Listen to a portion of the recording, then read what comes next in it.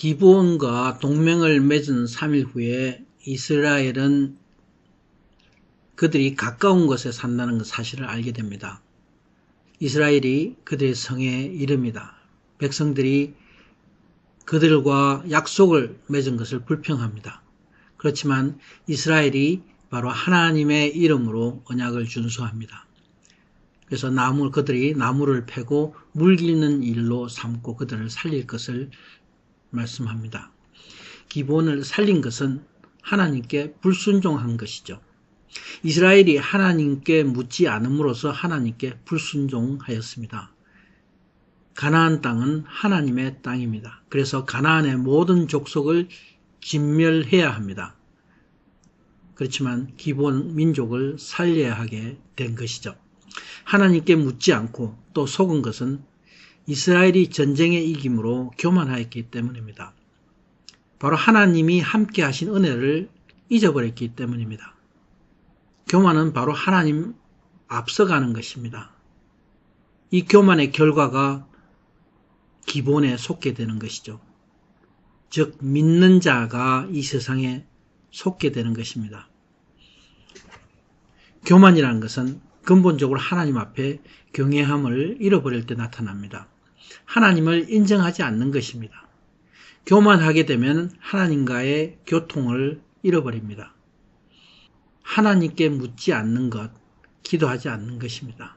우리가 기도하지 않는 한 하나님 앞에 교만한 자가 되는 것이죠. 그래서 성령님이 우리와 함께 하지 않으십니다. 예수님 앞에 나오는 사람이 누구입니까? 오직 내가 하나님 앞에 아무것도 아닌 것을 깨달아 알고 하나님을 경외함으로 나오는 것입니다. 이런 사람이 겸손한 사람이고 하나님을 경외하는 사람입니다. 늘 하나님과 교제하며 기도하는 사람입니다. 이런 사람이 예수님의 제자요 하나님의 군사가 됩니다. 이제 여호수아가 속은 것을 압니다. 그리고 왜 우리를 속였냐고 기브온 사람에게 묻습니다. 그들이 대답합니다. 이스라엘의 하나님을 두려워하기 때문이다. 살기 위해서 속였다. 이렇게 말합니다. 여호수아는 하나님 앞에 언약한 대로 이들을 살립니다. 그래서 그들이 나무를 패고 물깃는 종으로 삼습니다. 여호수아가 마치 하나님이 죄인에게 선포하듯이 이렇게 말합니다. 죄인인 너희가 저주를 받아 노예가 되는 것이다. 죄로 인해서 포로되어 사는 것이다. 사람이 삶에서 겪는 모든 병마와 고통은 다 죄악의 결과입니다. 근본적으로 사람은 죄인의 신분으로 태어났기 때문에 그렇습니다. 그러나 하나님은 죄인을 구원하십니다. 살겠다고 하나님께 나오는 사람을 구원하십니다. 기브온 사람들은 살기 위해 여호수아 앞에 섭니다. 그래서 마치 하나님께 나오는 것처럼 기브온 사람이 구원을 얻습니다. 이 땅에 의인은 없나니 한 사람도 없다고 성경은 말씀합니다. 성경은 속이는 기브온 사람같이 모든 사람이 죄인이며 어떤 죄인이든지 하나님 앞에 나오면은 구원을 얻는다 말씀하고 계십니다.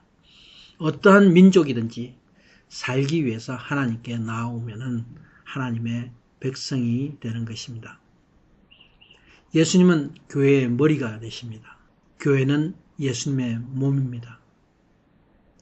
예수님과 교회는 한 몸입니다. 믿는 자는 교회이고 예수님과 한 몸입니다.